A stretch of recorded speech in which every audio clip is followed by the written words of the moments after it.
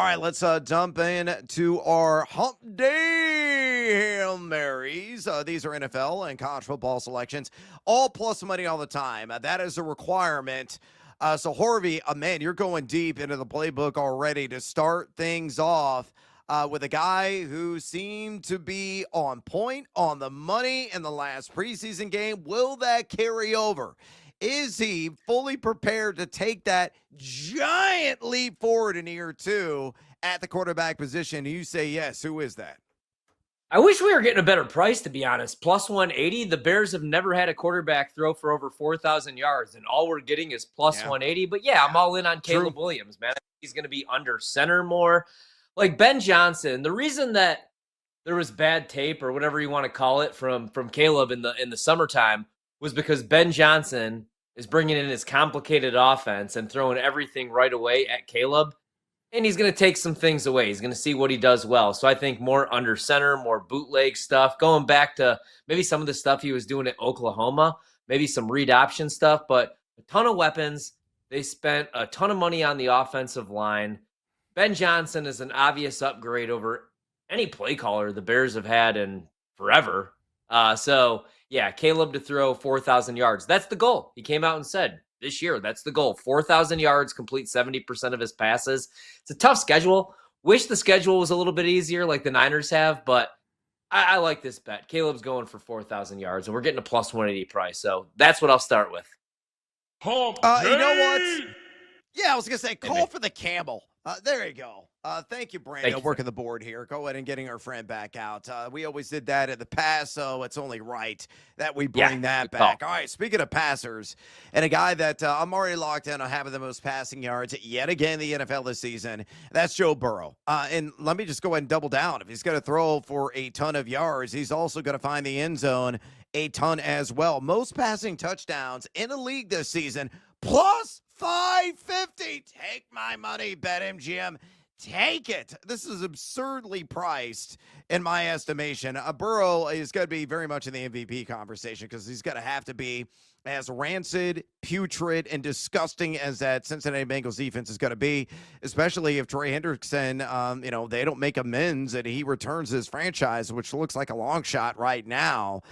Burrow, I think, is a candidate for at least 35 touchdowns this season. It could be 40. Hell, I don't think 50 is outlandish. Knowing the weapons he has at his disposal, the best, arguably, wide receiver in the league, and Jamar Chase, T. Higgins, Andre Yoshivas, who scored a number of touchdowns in the red zone last year, Mike Gesicki, Chase Brown can obviously get it done as a receiver as well. He's got guy after guy after guy. He was number 3 in adjusted completion percentage last season, number 13 deep ball completion percentage, number 13 in red zone completion percentage.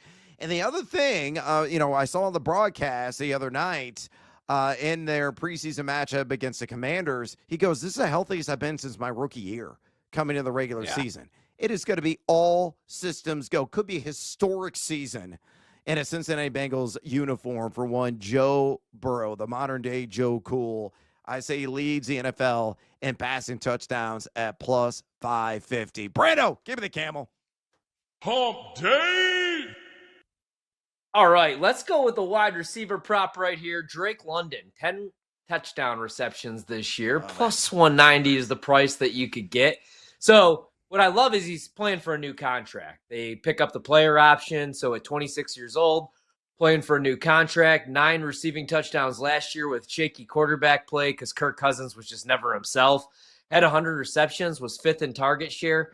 But with Michael Penix under center, short sample size, like the numbers really went up, man. His target share went up to 39%. He averaged 117 receiving yards, 3.7 yards per route run, big body. We love Bijan. He's going to score a lot of touchdowns, but I think Drake London also scores 10, and I love the plus 190 price. Again, he's playing for a new deal. So Drake London, 10 touchdowns, plus 190 right now. Brando, hit me with the camel. Hump Day! Thank you, sir. Riddle me this, or riddle me that. Who is going to make your wallet fat? Well, none other than the Riddler, Calvin Ridley of the Tennessee Titans. I think he eclipses 1,000 receiving yards this season. I think this is dumb that it's available plus money.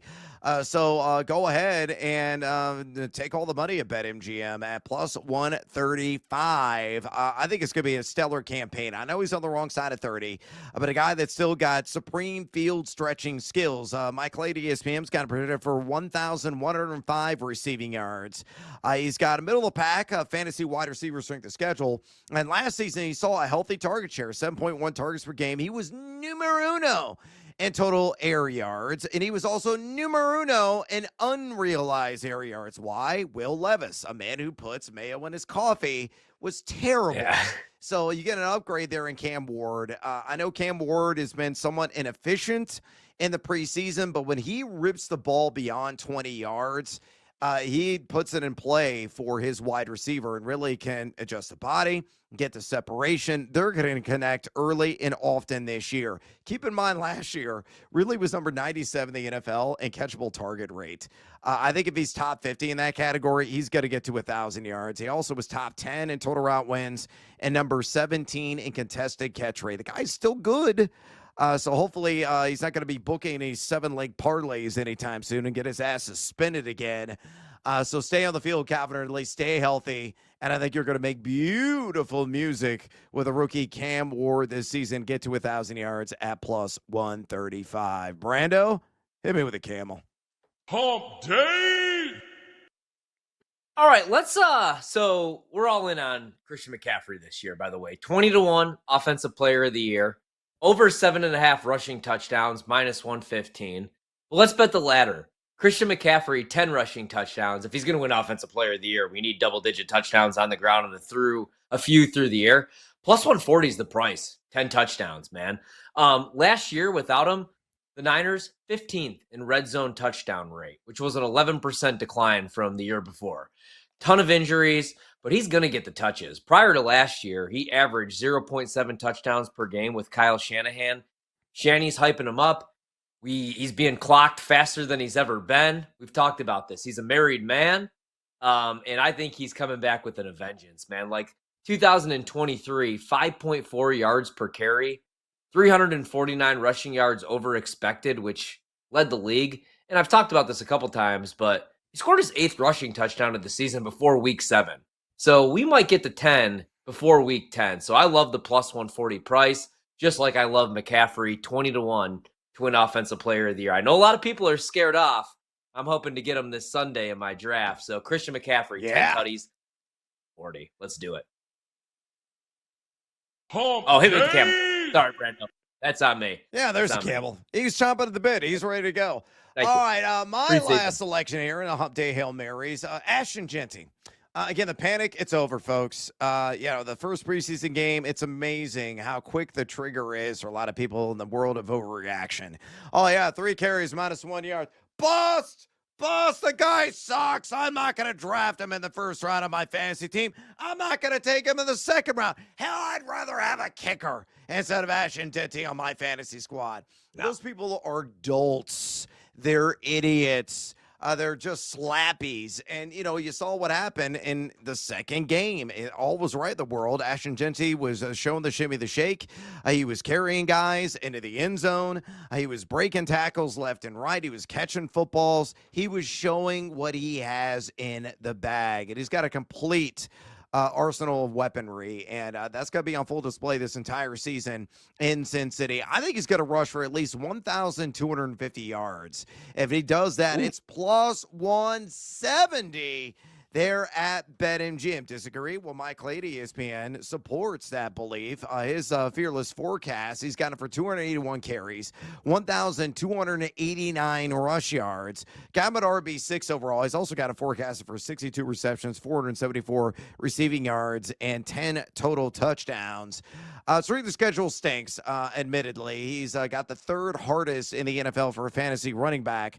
But again, at Boise State, it's a school that you got to put some damn respect on its name. He played a somewhat tough schedule, and even against tough competition, he still shined. He was number one among all FBS backs in total yak, number one among all FBS backs and missed tackles forced, number one in breakaway runs. Those are runs of 15 or more yards. One everywhere across the board. He's special, and he gets it done everywhere.